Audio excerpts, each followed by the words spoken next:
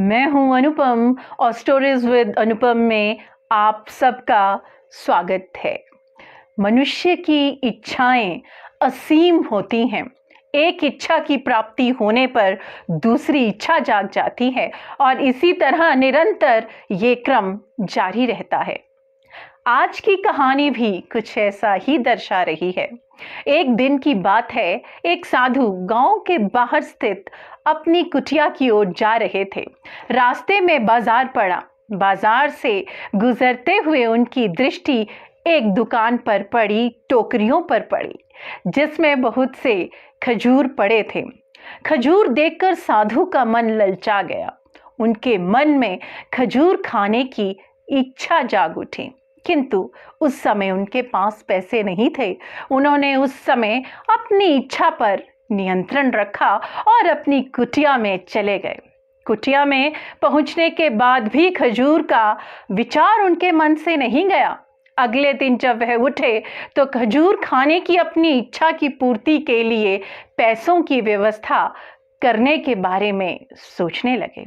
उन्होंने सोचा क्यों न वह जंगल से सूखी लकड़ियां लाकर उन्हें बेचें और उससे प्राप्त पैसे से वे खजूर को खरीदें। ऐसा सोचते ही वह जंगल की ओर चल दिए। उन्होंने जंगल में लकड़ियां एकत्रित की और उसका गट्ठर बनाया और उसे अपने कंधे पर लाद कर बाजार की ओर चल पड़े। लकड़ियों का गट्ठर बहुत भारी था, परंतु फिर भी वह किसी तरह बाजार में पहुंच गए और सारी लकड़ियां बेच दी। अब उनके पास पैसे इकट्ठे हो गए जिससे कि वह खजूर खरीद सकें। वह बहुत प्रसन्न हुए और खजूर की दुकान में पहुंचे। सारे पैसों से उन्होंने खजूर खरीद लिए और वापस अपनी कुटिया की ओर चल पड़े। कुटिया की ओर जाते जाते उनके मन में विचार आया कि आज मुझे खजूर खाने की इच्छा हुई। हो सकता है कल किसी और वस्तु की इच्छा हो जाए। कभी नए वस्त्रों की इच्छा जाग जाएगी, तो कभी अच्छे घर की, तो कभी धन की। मैं तो साधु व्यक्ति हूं, इस तरह से मैं इच्छाओं का दास बन जाऊंगा। ये विचार आते ही साधु ने खजूर खाने का विचार त्याग दिया।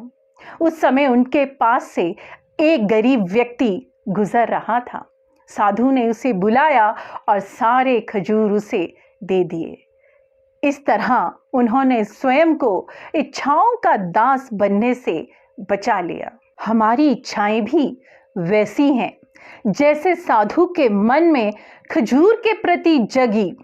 कभी अच्छे घर को प्राप्त करने की इच्छा होगी, तो कभी हमें अच्छी गाड़ी की इच्छा होगी। हमारी इच्छाएं सागर की गहराई की तरह हैं जो हमारे मन में समाई होती हैं, जो कभी समाप्त नहीं हो सकती। यदि अपनी हर इच्छाओं के आगे हार जाएंगे तो सदा के लिए अपनी इच्छाओं के दास बन जाएंगे।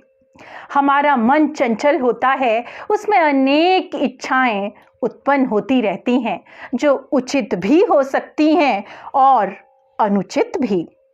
तो ये हम पर निर्भर करता है कि हम इच्छाओं पर नियंत्रण किस प्रकार करते हैं। हमें सोच विचार कर इच्छाओं के आंकलन के उपरांत ही उनकी पूर्ति के लिए कदम बढ़ाना चाहिए, तभी जीवन में सफलता प्राप्त होगी। क्यों इच्छाओं के बंधक बने हम? क्यों इच्छाओं के बंधक बने हम? उचित और अनुचित इच्छाओं का आंकलन कर रत्नाकर सी इच्छाओं का त्याग करें हम। रत्नाकर सी इच्छाओं का त्याग करें हम।